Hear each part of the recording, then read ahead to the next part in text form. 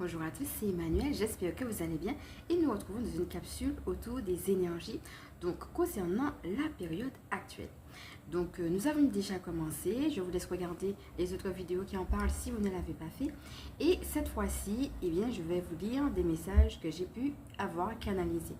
Comme d'habitude, je vais vous laisser, si vous avez envie de prendre de quoi noter, le faire avec un petit verre de pourquoi pas, on est parti. Installez-vous confortablement, respirez profondément et on y va.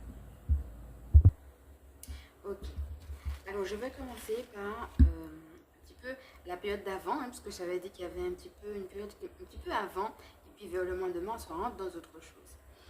Alors, donc je lis, faites confiance à notre amour, à notre bienveillance, et n'ayez pas peur de votre vulnérabilité, nous veillons sur vous. Recentrez-vous sur l'amour, ayez confiance en votre vision et lâchez prise sur ce qui ne vous appartient pas. Libérez-vous de toute charge passée, y compris de vos vies passées, et de toute culpabilité. Nous sommes là avec vous.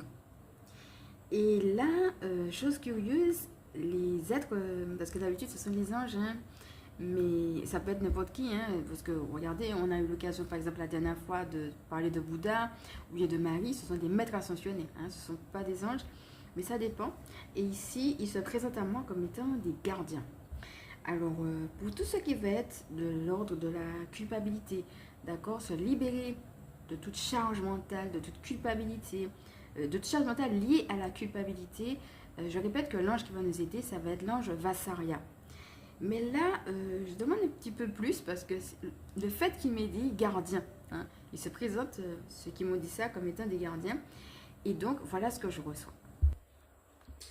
Alors, les gardiens se présentent comme des êtres ascensionnés qui œuvrent de manière galactique, ainsi que d'autres êtres de lumière qui le font aussi, afin de renforcer les liens avec eux, c'est-à-dire que nous puissions renforcer les liens avec eux. Et en même temps, ils nous demandent aussi, de là où nous sommes sur Terre, de renforcer aussi les liens entre nous et de créer ainsi l'unité. Voilà un petit peu ce qu'ils me disent. Donc, l'idée qui me vient à ce moment-là, quand ils me disent ça, c'est l'idée de la tour de Babel. Hein, ils me montrent cette image-là. Alors, pour celles qui ne le connaissent pas, je ne veux pas reprendre toute l'histoire, n'hésitez pas à faire vos propres recherches sur la tour de Babel, mais l'idée que quand on est tous unis vers un but, on y arrive. Alors, la différence, c'est que l'idée de la tour de Babel, c'est que les gens qui voulaient faire la tour de Babel voulaient faire la tour de Babel dans un mauvais dessein. Le dessein, c'était de surpasser Dieu.